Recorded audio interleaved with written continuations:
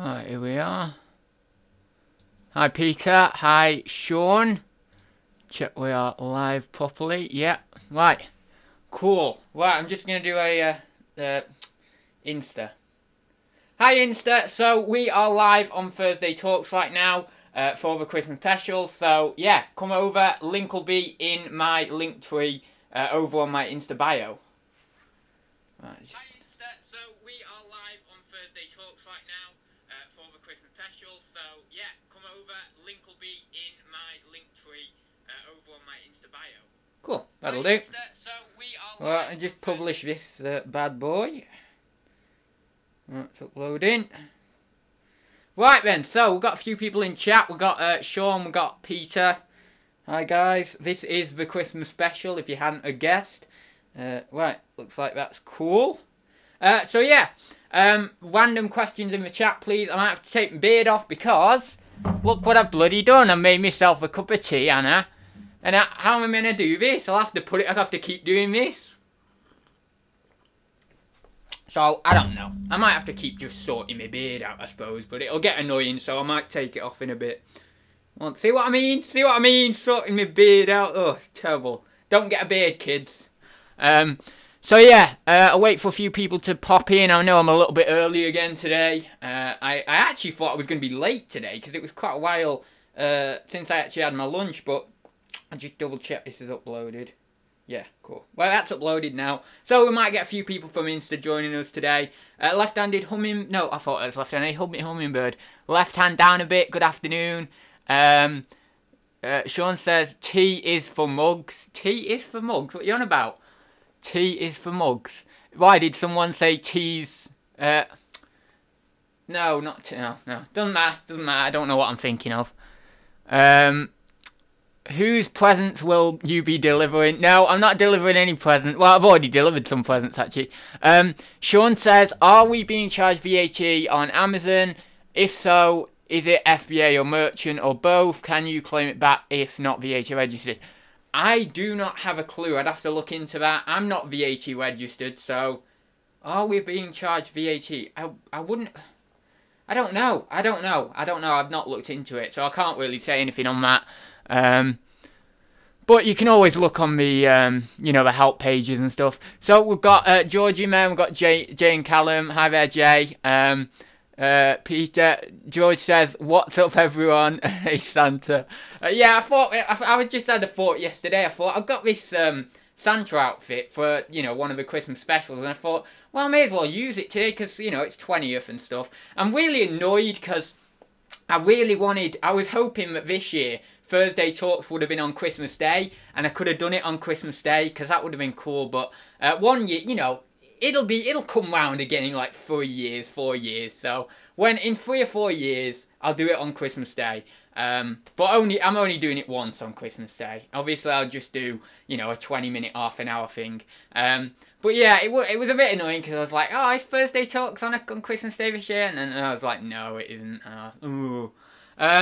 I watched YouTube videos where were being charged VAT selling on Amazon, even if not VAT registered.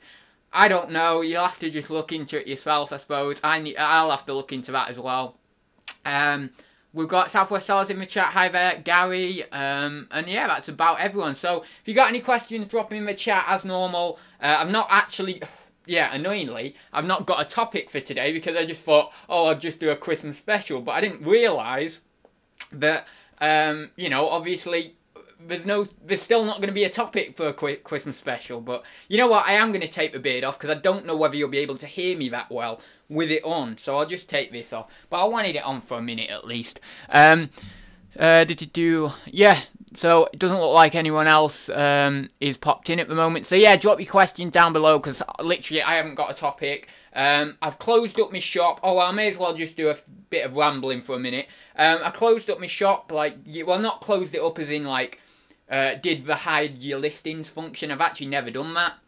But, you know, just put it on holiday mode and stuff. I actually had a sale this morning, so I suppose it's not that bad. You know, it does, even on holiday mode, it's, you know, sales still do come in. So, because I don't put it on holiday mode much, my shop, like, twice a year maximum. Like, usually about once a year, to be honest, but, you know, just at Christmas time. But, yeah, so it was nice to see that, yeah, I've got a sale this morning, so sales might still be okay on holiday mode. They normally are, though. I've got a topic. Has Q4 changed this year? You know what? I've been debating this myself, right? Because I did a sales update. Well, I recorded a sales update yesterday, but it's not going to be published yet. Only, you know, published in a few days.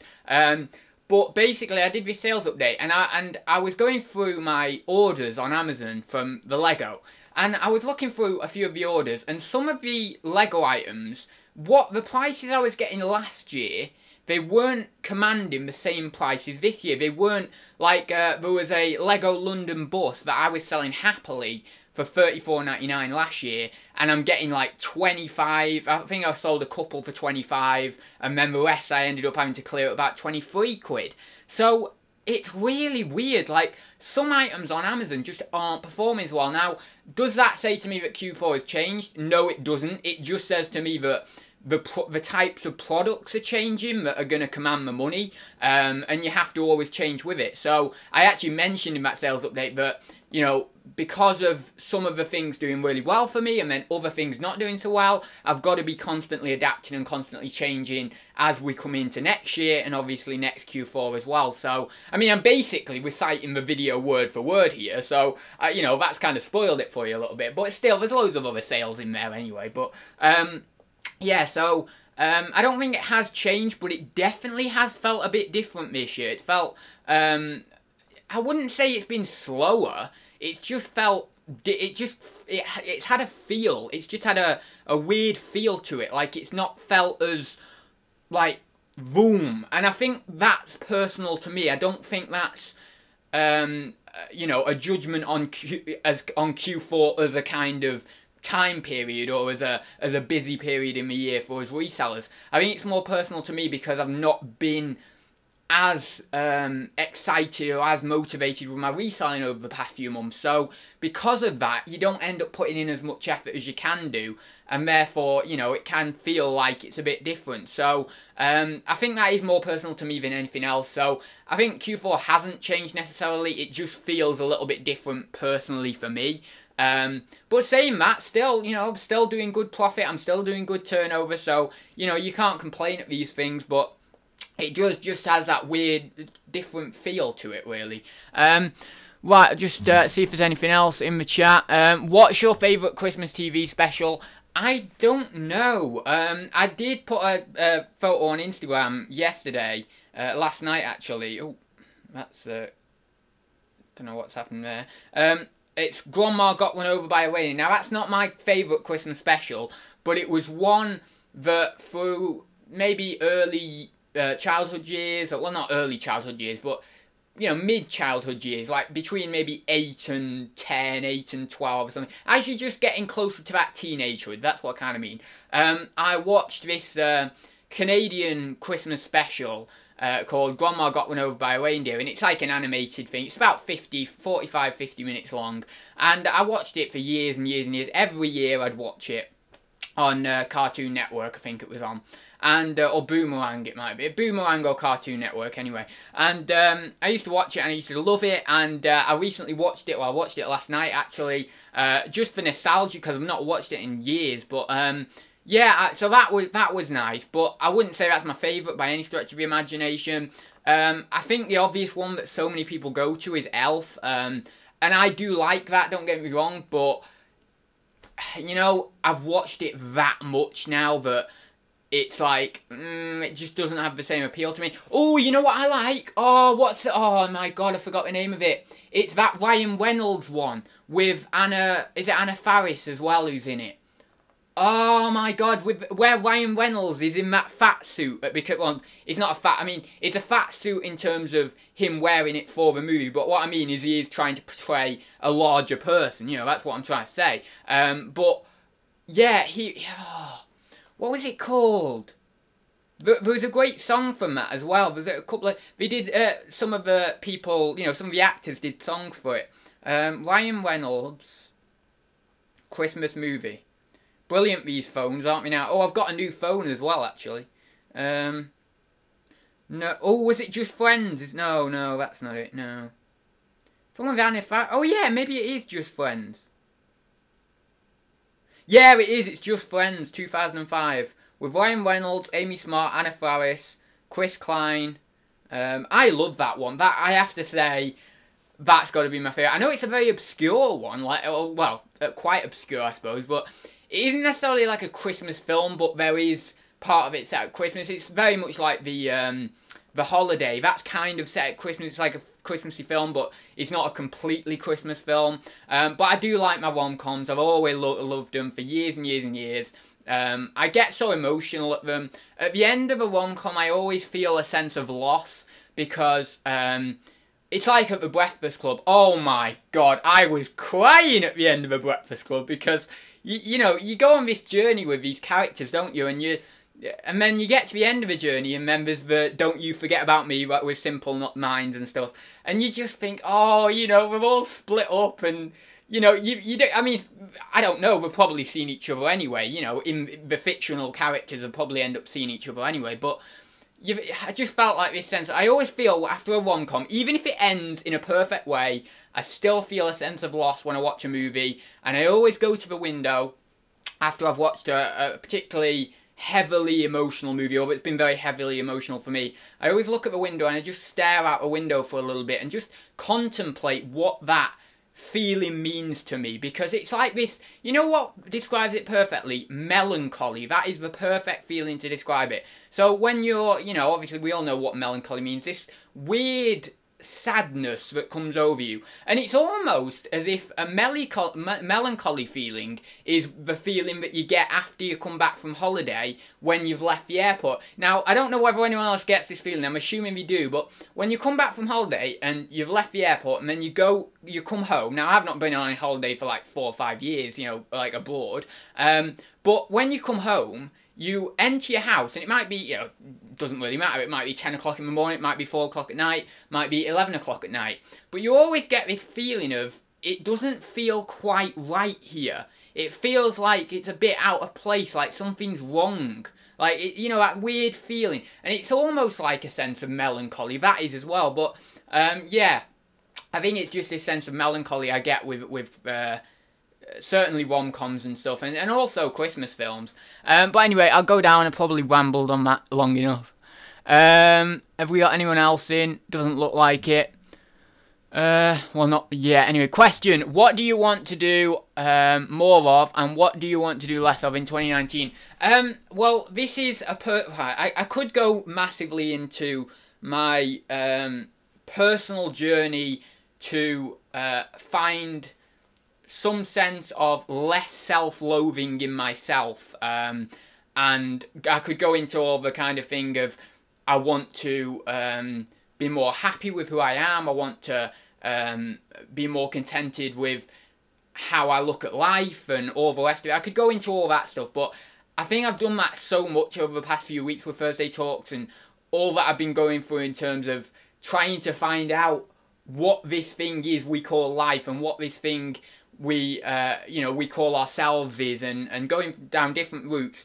But I won't go into that. All I'll say is I want to do more YouTube, because I feel like YouTube is a big part of my life, and I absolutely love it. Like, I absolutely love it. Like, I started this new channel, which I'm not going to, like, rant on about again, because I've ranted on about it in loads of different videos. And I am really trying to promote this channel, because I want it to get seen by people, because I do feel like the information I'm providing on that channel will be valuable to certain people. But I've started this new channel, and I don't make any money off it because it's under 1,000 subs. So you would think that that would give me less motivation for doing it, especially with my motivations being solely implanted in making more money. It's all I want to do. It's all I've ever wanted to do. Since I was very young, I have always known the job I want is to be a money maker. I didn't know how I was going to make money. I just knew I wanted to make money. That's my job. I'm not a reseller. I'm not an entrepreneur. I'm not an ideas man. I'm not an investor.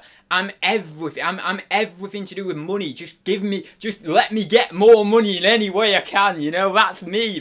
I want to get money, you know? I want to attract money. I want to put in the hard work and the effort and be someone amazing that has a lot of money, and I get there by being a really, really hard worker, and I learn and develop my own personal skills like incredibly to achieve that, and that's all I've wanted to do really. So it's weird that I actually get I've actually been getting more motivated to do videos on that new channel that I don't make any money from, and I'm more motivated to do it, and I'm putting more effort in with, well, I'm not necessarily putting more effort in, but I feel like I'm opening up a lot more on that new channel, and I'm literally just saying, look, this is my truth in terms of, you know, these things I'm investing in. I might be shooting myself in the foot by telling some people about some of the stuff I'm investing in, but I love this so much that I want to share it. I want to give it back to whoever wants the help or whoever is willing to listen or whatever. And I might get like 20, 30, 40 views on a video, but I really feel a sense of achievement just in that. You know, let alone, because I've always been in the mentality of chasing the views and trying to get more and more views, especially on this channel.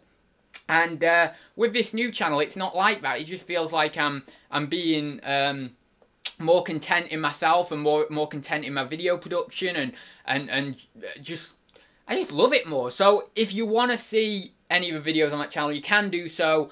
There's links everywhere on my channel. You'll be able to find it easily, so I'm not going to plug it or anything, but you can find it anywhere. Well, I have already plugged it, but you can find it anywhere. But yeah, so YouTube is something big. I want to try more with my reselling, get back into that more, because I've been through a bit of a slump with that. I want to earn more with passive income, which is a big focus of the other channel. I want to try and help more people. That's it. I know we're getting into the territory of like you know, very mundane, not mundane, very, what's the word, like people go, oh, I'm going to help people in 2019, and we do it in an egotistical way. I'm not trying to mean that. I just mean I'd like to help people. Genuinely, I'd just like to help you. I don't know how. God knows how. I don't know how. But I just know I want to help people. Whether that is, like, a big part of me building up passive income is to give it to people, to help people. You know, I don't really want necessarily for loads of money myself.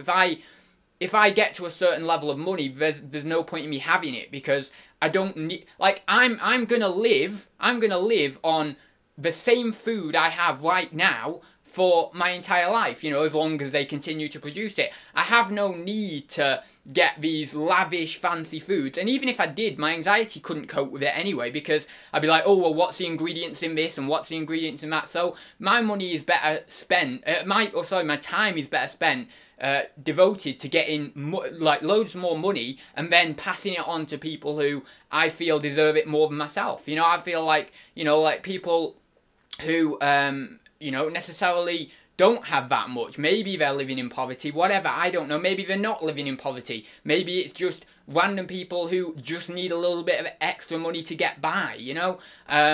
And I want to do that. I just feel like that's what I want to do. I want to trick the system. I want to trick the entire system of society by making passive income myself, and then filtering it on to people who need it, and then increasing the wealth of those individuals who don't have wealth, and then passing on my wealth, and then we're all in an equal playing field. And I know that kind of sounds like communism, I suppose, but if it's done in the right way, and if it can be, you know, it can't happen to everyone, because if you had that to everyone, then I think society would kind of grind to a halt or would crumble. But certainly it could happen in a small ecosystem of people. So you could have that with 100 people, or, you know, 1,000 people or whatever. You couldn't have it for the entirety of society, because things would start going wrong, things would start happening, etc.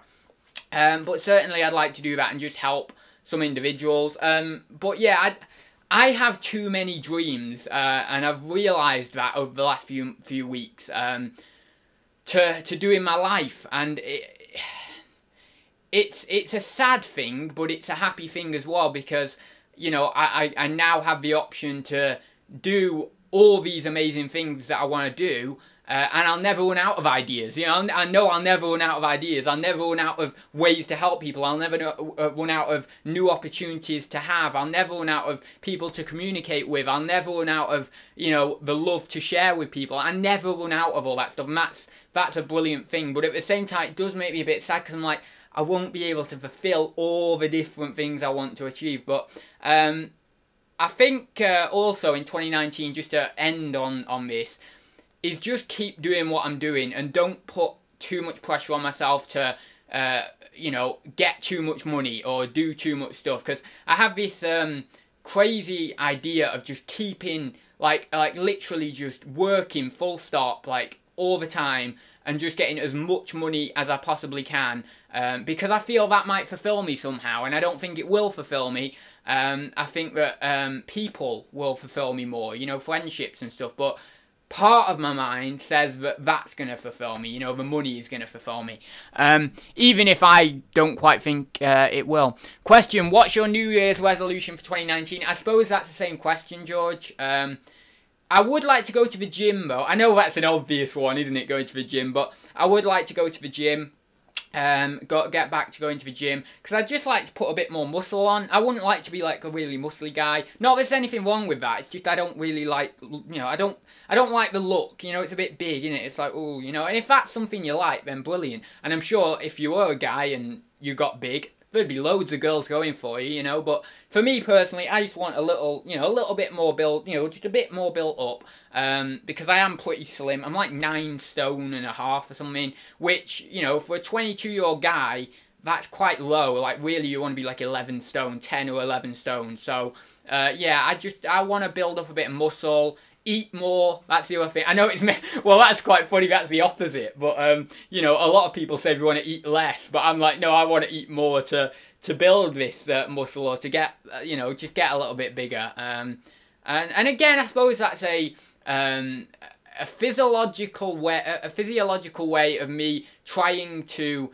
feel like I'm more than I am in terms of attaining going to the gym to get bigger, to make myself feel more fulfilled as a person. So again, whether I'm actually going down a route of folly there, I'm not sure, but I'm going to persist in the folly anyway, because there's a great saying, the man who persists in his folly will become wise. That's a great saying.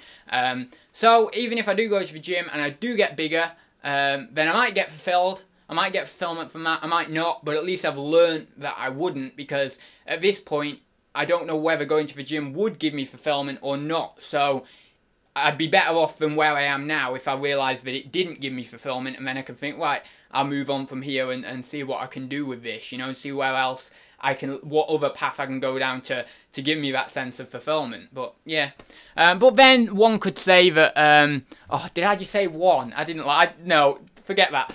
I could say one. Bloody hell, one. Oh my god. But I could say that essentially the pursuit of fulfillment itself is the reason that you will not get fulfillment, because you constantly feel like you need to pursue fulfillment. Therefore, it's like this sort of trap or paradox or whatever that will never end up getting you fulfilled, until you realise that the only way to get fulfilled is to just realise that you are already enough inside yourself, and realise that you are already fulfilled as a person. But that, for me, inside my mind, is incredibly hard, because if I actually accepted that I am enough, and I didn't have any sense of self-loathing or self-doubt or anything, then I would just literally not be motivated to do anything. I would literally just stand here and do nothing. I'd literally not say a word on Thursday Talks. I'd literally just be like, because I just think there's no point in talking, because I'm fulfilled. If I'm 100% fulfilled right now, where do I go? I've not got any better, I've not got anything to better myself, I've not got any progression, I've not got any sense of feeling like I need to do more. You know, I can just say, well, I'm done, I'm fulfilled, me, you know, I'm essentially like a god because I'm fulfilled, and I don't feel like that. So, you know, it's weird, you know, why would I think I'm fulfilled? I don't know.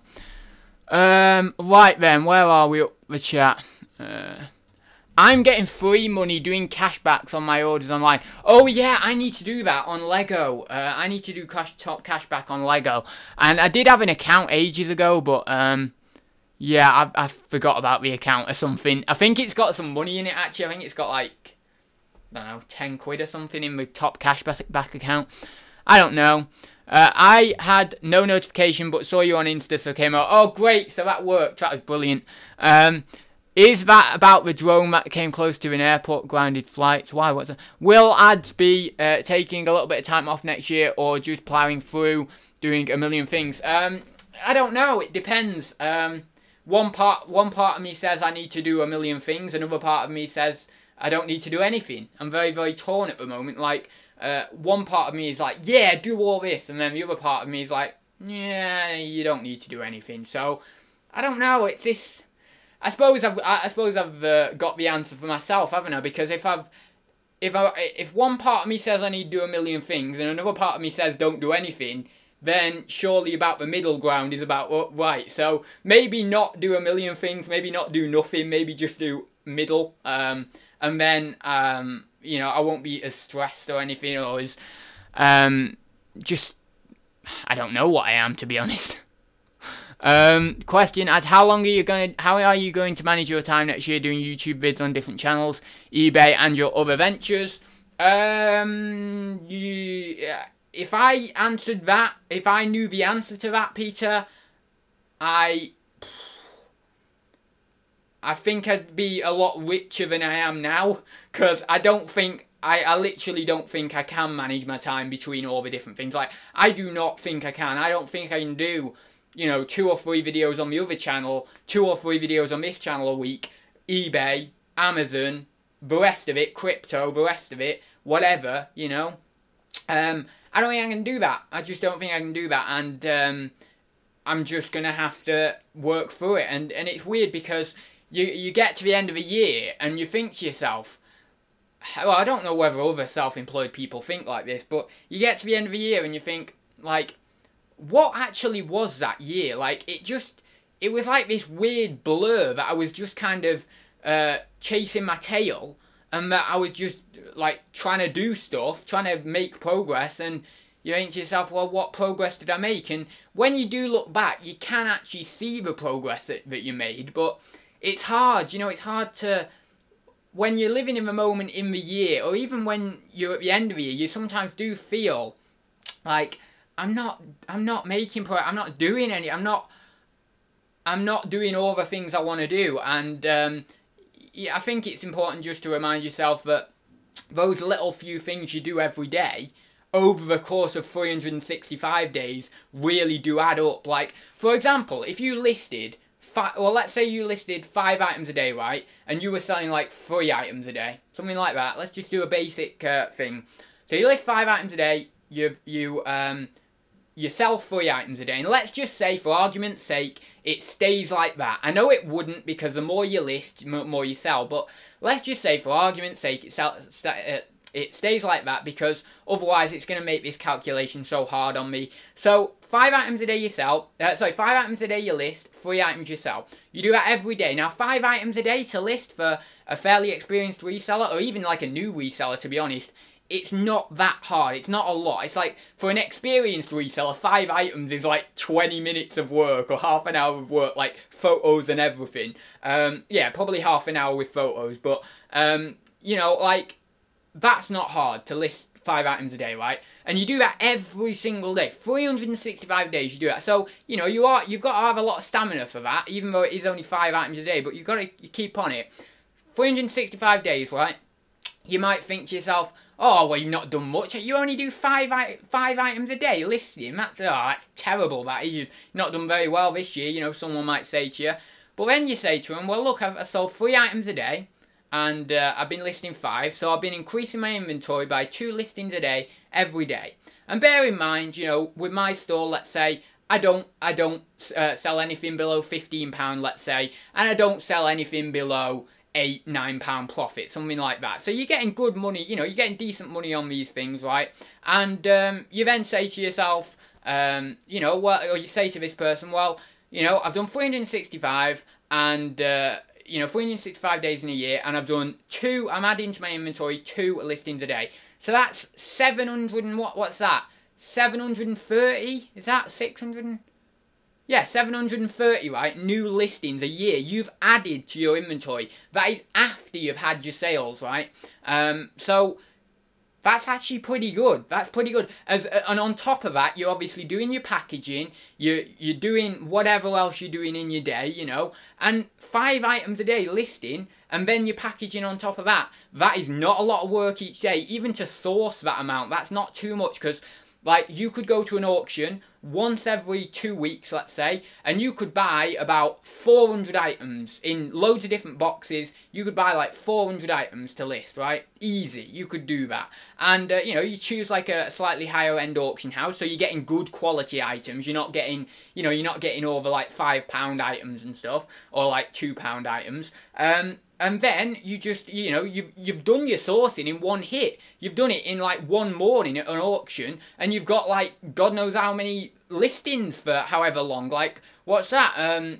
400 items. That'd be like 80, 90 days worth of listing or something if you're doing like 5 a day. So you think to yourself, well, I'm not spending much time on sourcing, doing the auctions. My packaging's not taking that long. I'm doing a little bit, of listing a day, but actually I'm not spending that much time on this business, yet I'm still growing. So even if you're in that mentality of, oh, well, I've had a few personal issues this year, or something's happened in my family, maybe there's been a death in the family, or whatever it may be, and you're not feeling by the end of the year that you've been progressing, even if you're only doing that small amount each day, and it doesn't really matter how you work it, it's 35 listings a week, right, if you're doing 5 a day, so maybe for 6 days you don't list, but you list 35 on that last day. It doesn't matter how you work it. Or you do 10 one day, then you have a break, then you 10 the next day, you have a break, 10 the next day, and then 5 the next day or something. It doesn't really matter how you work it. But if you do that and if you keep up with it, no matter what roadblocks have been set in your way at small periods of time during the year, and you have to just slow down a little bit, you're able to catch up, and also at the end of the year you'll still be ahead of where you were anyway. But it's this mentality that we throw on ourselves as self-employed people, as resellers, that we need to be doing more. We need to be doing more. 30 listings a week isn't good enough, or 60 listings a week isn't good enough. 100 listings a week isn't good enough. I've been there. I've done it. I did like 118 listings between Amazon and eBay in a day once, and I was happy with that for all of about 24 hours before I was thinking I need to list more. You see, it's absolutely barbaric to think that the amount you're doing is not enough, because it's always going to come back around. That motivation is always going to come back around, especially if it is something that you really do love and really do care about. It's going to come back around, and then you're going to end up listing 20 or 30 on one day, and you might not have listed for 3 days, but you've just done 20 or 30, and especially if you're listing, between £15 and £100 items, and you're getting good profit off those items, with, as I say, like a minimum of £8 profit or something, you're doing pretty well, you're not doing bad. So, I think it's just this, you got to try and find this happy medium between, like, where you feel like you've done enough and where you want to expand. So you don't want to constantly be getting into that trap as I keep wanting to do more, I need to do more, I need to do more. But at the same time, you don't want to be completely lacking in motivation, like, oh, well, I'm not doing anything or anything like that. So, yeah, it's just getting this happy medium, isn't it? But I don't know, I've just rambled for a bit there, so I don't even know what the question was. Ads, this is what happenings, what show... The lemming... What? Ads, this is what happenings when you show items on YouTube. The lemmings all start to copy you. Yeah, but they don't have much motivation. Like, this is what I've found, right? I would say out of every 100 people that watch, I'd say 1, 2, 3, maybe 4 people, something like, maybe 5 people, something like that, about 5% will actually do it to the same standard I'm doing it, like, 1,000 items plus on eBay, etc. 95% of people, I reckon about 60% literally are just there, just watching it because they enjoy what we get up to as resellers. I'd say about 30% are, you know, very, very casual sellers. I'm talking like, you know, a few items on eBay, between maybe that 10 and 50 items range, and then maybe another 20 or so percent of the remaining percent go to part-time reselling, maybe doing, you know, 200 to 300 items on eBay. Now, yeah, there's a solid argument there to be made that you're shooting yourself in the foot, and even if there is only 20% of those people who take it up part-time and 5% that really do it massively, you know, in a big way in terms of reselling, you're still going to be impacted. The market is still going to be impacted, and it is completely true. But at the same time, it's like, I don't care if the market is impacted, and no one should care, right? No reseller should care if the market is impacted. We are self-employed. That means we have to provide an income for ourselves. It does not mean that the market provides an income for us. Well, the market provides an income for us, but it does not mean that you should be reliant on the market to provide an income for you. You should not be reliant on one single source of income. If you are self-employed, it's truly what I believe.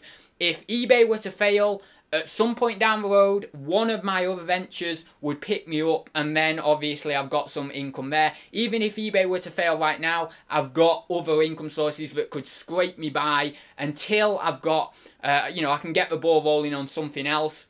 But I think that it's important, and this is my quest as well, with actually creating other side incomes apart from eBay, apart from Amazon, because we do not know when they're going to shut us off. We do not know when the market is going to crumble. We do not know when anything will happen. And I really do believe if you've not got some sort of side income, even if it literally is like £100 a month or something like that, just a side income that'll just give you something, you know, just literally give you something, then I just, you know, I think it's, I just think you can't rely on eBay. You know, I don't care. I don't have panic with if eBay goes down so much anymore. Like, I suppose it's because I've got big investments in crypto, and because aside from what everyone else will say, like, oh, crypto's not going to work out, this, that, the other, I really do believe, I can see the technology, I really do believe in it, and you know, I know that I'm going to be set with crypto anyway, even without eBay or without Amazon. So I have that kind of backup, and now what my kind of plan is, and this is more explained over on my other channel, or kind of more articulated kind of thing, or shown, is to build up even more passive income sources outside of crypto, so that if crypto goes down, then I've got another hedge. So I think it's just, for me, about creating all these different hedges. So you've got like financial hedges to bridge the gap if one of your things were to go down. And this is what I love about the game of being self-employed, or investing, or just making money for yourself in general. It's about trying to trick the entire market in terms of you're gonna be able to be still well off, even if one or two of your investments or your ventures or your businesses were to go down. If you can do that, if you can get all these, if you can get 10, 20 different income streams that are all providing for you, and you build them up over a period of 10 years, then after that 10 years is through, you're gonna be set, no matter if one of them goes, two of them goes, three of them goes, because you've got bloody 10 of them. So, you know, and this goes into, you know, like Bob Proctor, and this goes into like, you know, law of attraction, and, you know, Jim Carrey and stuff talks about law of attraction as well. Who else talks about, oh, and obviously like Gary Vee and stuff, he's talked about multiple income streams and all the rest of it, but it really does work. It really does work. And if you don't, and it's funny because this is why 95% of the people won't do it, is because they think it's a scam. Just like people say about eBay, right? You know, like even now, but like 5-10 years ago, people, or maybe a bit longer than that even, people were saying eBay's a scam. I won't touch it. I won't go on there. I'll get scammed, or something's going to happen. It's just like that. People, the general population, will never form multiple streams of income because they are scared of the risk and they think it's a scam. That is why 5% of the world hold basically all the wealth, because they're the ones who put in the hard work, the dedication, the time, the skills, the losing of the money, because let me assure you, all the wealthiest people in the world will have lost a lot of money in their time, and then they've just kept going at it for years and years and years, kept plodding through, kept getting through all that crap that they've had to wade through in losing money time after time, business ventures not working out, things not happening for them, you know, rejection after rejection after rejection from various different companies or whatever it may be, you know, investments going down for them. All this crap they've had to wade through and keep going and keep that self-belief, and that's what's got them to the 5%. But all the 95% of the general population, they're in this ignorance is bliss land of saying, oh, well, you know, that's probably just a scam, you know, no one really makes money doing that. And we're all in this mentality of, oh, well, we'll just go and get a job, we'll just go and work, you know, we'll just do this. And most of them aren't happy doing it, but they won't let in the reality of how they can change their mindset, and it's all about their mindset to be able to get to that next level with income, but they just won't do it, you know, they just won't do it, and if they won't do it, then, you know, that's on them. They don't deserve the wealth if they won't, you know, if they won't actually apply themselves and try things out and be willing to fail and lose a lot of money, then they deserve to just have a job and just do that, because they've not got the mindset to be able to pursue these things, even in the face of everyone else saying that,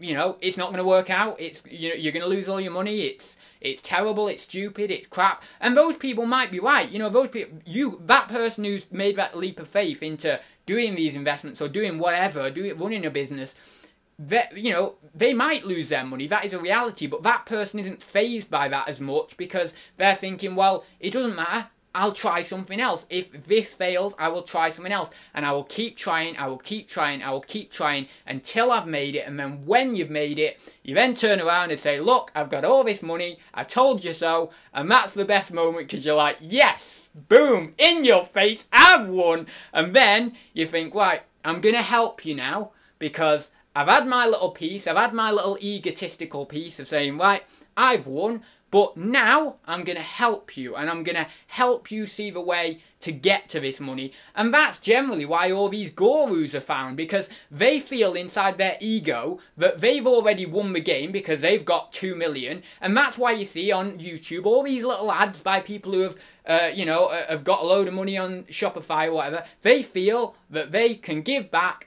to the people, and they want to essentially help other people get up, because they've finally let go of that feeling of I've won kind of thing, and they just feel like they want to help these people out. And also there is another branch of people, that the people on the Shopify things and on the you know, Amazon FBA private label videos and stuff on YouTube, sometimes what happens is that's their way to trick people into going down the route of their course, enabling them to win in the process. So sometimes you've got to be a bit careful with those guys, because sometimes they're just out to trick you in enabling them to basically get into a position of financial security themselves. But yeah, I've said my piece. I've said my piece.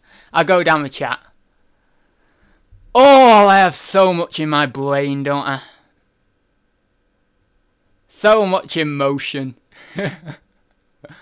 I've said such a huge chunk of our income, it makes me worry that we're playing Amazon games and they make rules. Well, you know, if you've made a huge chunk of money with Amazon, I mean, you've got to just branch out. Like, if you say that you've got a portfolio, or you've got, you know, like, oh, what's the word? Like, you've got cash of like 20 grand or 30 grand or 50 grand or whatever amount anyone has, it doesn't matter. You just got to think, right, how can I use that cash to make myself win?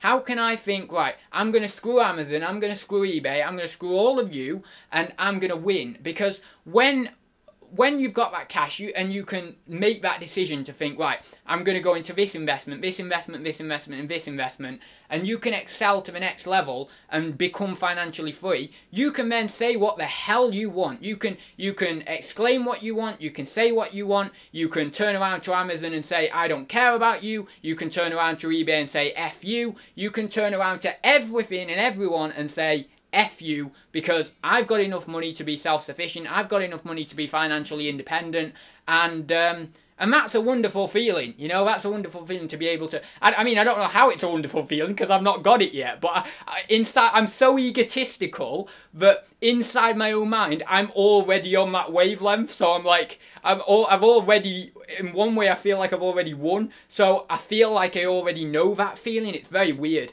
but essentially, like, if you can do that, that is an insane position to be in, because you do not need anyone in the world except yourself, essentially, to make things work and to make the money for yourself. If one investment fails out of the 5 you've chosen, or the 10 or 20 you've chosen, or one income stream fails, you've got the power inside yourself to just set up another one and make it work again, because you've been the one. You're the commonality in all of this. You're the person who's made it work. It's not anyone else, it's you. You're it. You're the person who's gonna make this work. You're the person who's gonna get you to where you want to be. And you only need to believe that. You literally only need to believe that. And as I mentioned at the beginning with, you know, my self-loathing and my sense of kind of feeling like I'm not fulfilled, this all comes into it, because if you have this kind of feeling of I'm not fulfilled, or I don't feel like I'm going to be fulfilled until I reach X goal, you can use that sense of not being fulfilled to fuel you on to get like way beyond you where you thought you would be. So that's why I use this sense of like, I'm not good enough. I'm not good enough. I don't like where I am. I don't like myself. I don't like the fact I'm human. I don't like the fact that I have the X, Y, and Z. I don't like certain personality traits of me. So you know what? That's something that I can use, all that pain, all that sacrifice, all that, you know, intensity. I can use that to push on forward and get myself to somewhere that I never thought I would ever be. And that's how you can do it. You can also use that pain in conjunction with a lot of hard work, of course, to get yourself through as well. It's very interesting. It's I mean, that's kind of what I'm doing. I mean, I'd love to just let go of the pain and not have to have that pain, but at the same time, if I didn't have the pain to fuel me on, I wouldn't be able to get to where I'm going. So I actually need the pain at this point in my life. I need to hold on to that feeling of unfulfilledness, feeling of not being enough to get me to where I want to be. If I let go of that now, then I won't be able to get to where I want to be. So it's a sacrifice I've got to make inside myself of trying to hold on to that pain and keep going and keep pushing through it for the next 10, 20 years or so. And then when I made it, I can think, right, I'm cool, you know, I'm happy. Because I honestly won't be fulfilled until I've got what I want to get, and I don't even know what I want to get, to be honest. So I'm gonna wing it and just keep going. And that actually leads me on to a good TED talk. I don't know who it was by. I think it was Amy someone, but it's a TED talk about fake it until you make it, and it's about like essentially you're trying to you elude the person you want to become, or well, not elude, but you kind of envisage or you embody the person and the spirit and everything you want to become, in terms of you are doing this in a fake way until just by kind of law of attraction and all the rest of it, and again hard work, you become that person after X amount of years, X amount of months or whatever. So you know, I've always wanted to be this eccentric weird guy who thinks he knows everything, and who's like, you know, and who can make money really easily, and who can help people make money, and can do all this weird stuff. But most of all, he's this eccentric, weird, crazy person who some people are like way turned off by and think, oh my god, that guy almost scares me. I've always wanted to be that, so I've just acted in that way. I've just essentially played up to that kind of character, or that egotistical side, you know? Because that's who I wanted to envisage. That's who I envisaged my future self to be. And when I envisage my really old self, I envisage myself with a really long, you know, walking stick, and I envisage myself in robes, and I envisage myself with a long beard, because for me that invokes power, And as an older person, I want to feel powerful, because as we get older, our bodies get weaker, we become close to death, and I don't want to feel that. I want to feel powerful still. So I will essentially become a Gandalf-looking person, just to feel that sense of power still, before I inevitably fall into an unconscious sleep for a while. So, yeah. But anyway, I'll go down a little bit and see what else is in there. I'm really rambling today. You don't like being human. Please explain yourself in a sentence. I do not like having organs inside my body. It's where my anxiety derives from. I do not like... I've got a quote for this, actually. Oh, I know the quote. I don't even need to look at my notes. I know it. How can I feel successful if my body will ultimately be a failure? That's one of my quotes I have. I actually have about 6 pages worth of quotes now. I write about 3 or 4 a day because I have a lot of pain inside my mind, so I can express that pain really well in quotes. Some aren't brilliant, but others are okay. But yeah, so how can I be successful how can I feel successful if ultimately my body will be a failure? I don't like having organs. I don't like the fact I'm going to die. I don't like the fact that, you know, I've got a brain. I don't like the fact that we're not creatures of pure consciousness. I don't like the fact that I necessarily wear out during the day. I'd like to be a robot. You know what I'd like to be? I'd like to essentially be a Cyberman with emotions. So I'd like to be a Cyberman, like off Doctor Who, but just with the emotions turned on kind of thing. So I'd live forever encased in metal, but I'd have my emotions at least. That's kind of what I like to see. And I've gone down the route of the last few weeks of thinking, well, am I autistic? Because I have a lot of autistic traits. So I do want to try and get a diagnosis of having autism, because I really do think I have autism, and that obviously attributes to me expressing emotions and me overthinking things and all the rest of it, and it could be attributed, I suppose, to intelligence as well. I don't know, or whether my intelligence contributes to my autism. I don't know, but I'm not going to say directly I'm autistic, because I don't want to belittle anyone who is autistic right now, but I feel I am. You know, I really do strongly, passionately believe I am autistic, or I've got Asperger's, or whatever. You know, one of those things.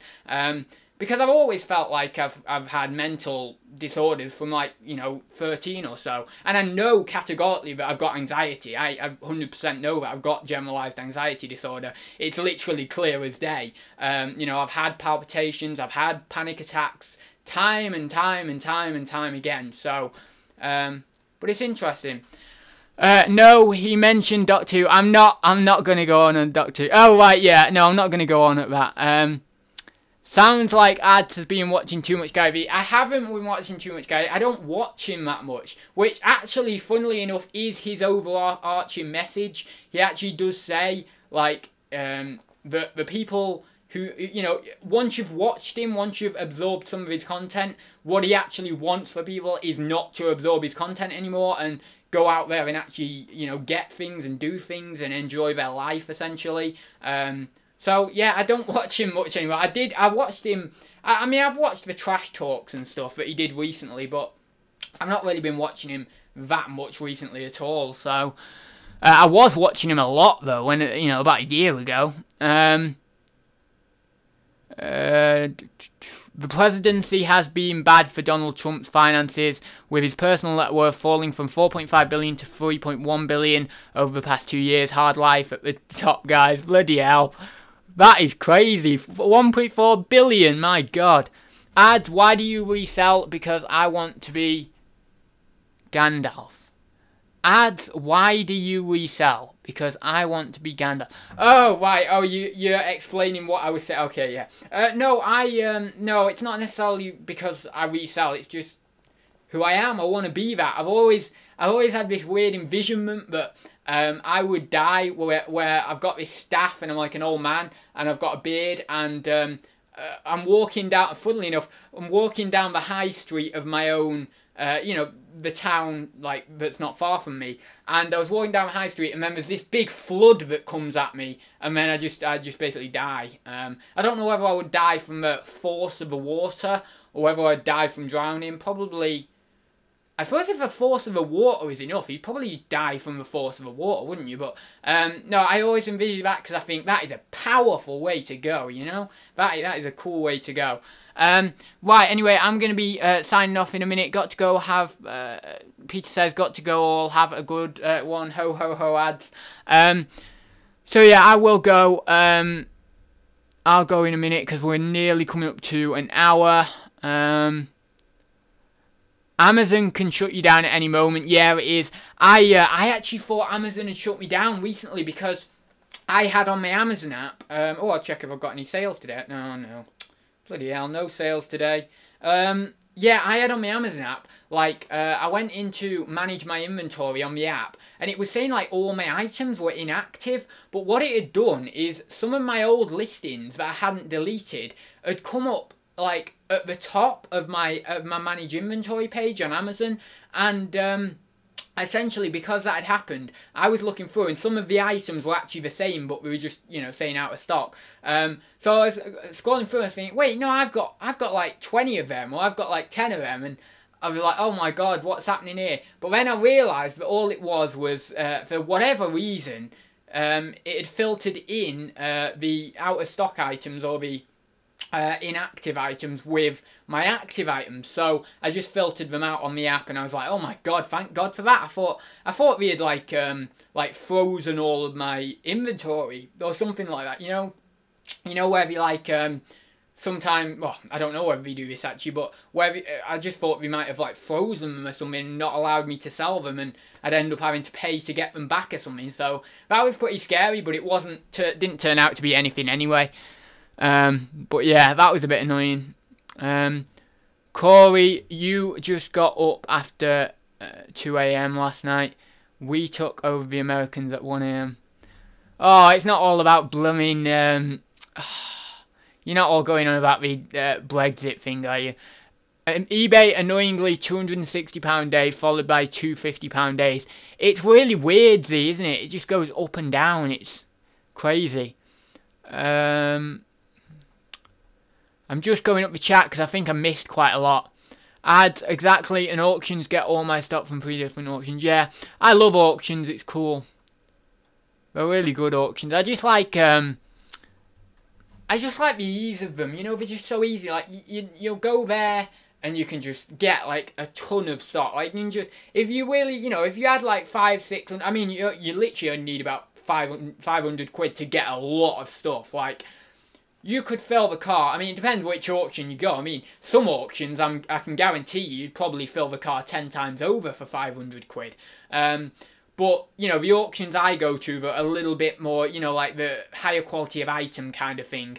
You know, for 500 quid, you can still get a lot. But not only can you get a lot, it's good quality stuff as well. So, you know, you can pick up a box for 20 quid and, you know, there's good quality items in the box, generally all over £10 items. And, you know, there's a lot of them in there. You know, you can make £200 on a £20 box some days. So, yeah, so you can get a lot, even for 500 quid. Like, you think, you know, you could probably get, from my auction house, maybe 25 boxes or something for 500 quid, something like that, which probably equate to, I'm guessing, I would say maybe 15 items a box or something, so whatever that is, like 350 items or something, and as I say, they're all pretty much decent quality items, so you can get a lot for, you know, for 300, 400, 500 quid at an auction house. And if you were, as I mentioned, to go to, you know, an auction house like a household auction house, my god, 500 quid would get that. My god, 500 quid would, I dare say, not even 10 carloads, I would say bloody van loads of stuff. You know, that's how you could measure it. Because when I was going to the household auction, I was spending like 150 quid, and I was getting like 30, 40 boxes of stuff. So imagine like spending 500 quid. That'd be like, 100, 200, well, 100, 120 boxes, 150 boxes or something. But then again, that stuff's a lot lower quality. There's a lot of rubbish in there. There's a lot of stuff you have to tip. So, you know, it's kind of... It depends what you go for, whether you want to go for quality or quantity. And for me now, it's more quality, not quantity, or at least, you know, £10 and up, really. So, a lot of the stuff that I was doing from the other auction house was, you know, you're just throwing it out. You're just throwing so much of it out, you know, it's just no point. What, Sean in the... oh, right, yeah, Sean. I was like, who's Sean? But I just went, oh, yeah, Sean Gilbert. I completely forgot them. Bye, Pete. Ads is going to empty his sack. No, I've not got a sack, actually, in here. I've not got a well, I have some Royal Mail sacks in the other room. Seriously, try Amazon. You'll be amazed at how much people pay for an item. Yeah, I mean, Amazon's good. You can get good money on Amazon for a lot of stuff that you can't on eBay. But I have seen this Q4 a few items that I've sold on Amazon that I could have got similar money for on eBay. So it's kind of just that trying to pick which items to send up to Amazon and which items to keep back for eBay. But sometimes you'll send them up and you'll expect them to do better than they do, and then you end up having to reduce the price and get them gone anyway, like I've done a couple of times this year. So, you know, sometimes you end up thinking that you're going to make more on Amazon, but you don't end up making more because you've had to reduce them down. But yeah, anyway, I will leave it there. I know it's been a very weird, rambly video today about, I don't even know. I don't even know how to describe it. Just everything I've ranted or rambled about today. So yeah, I will leave it there, guys. I will see you in the next video, which will be Saturday, I want to say, maybe Sunday. I don't know whether I've scheduled it for Saturday or Sunday, but one of the two anyway. And yeah, I will see you in the next one. So I'll see you very soon, guys.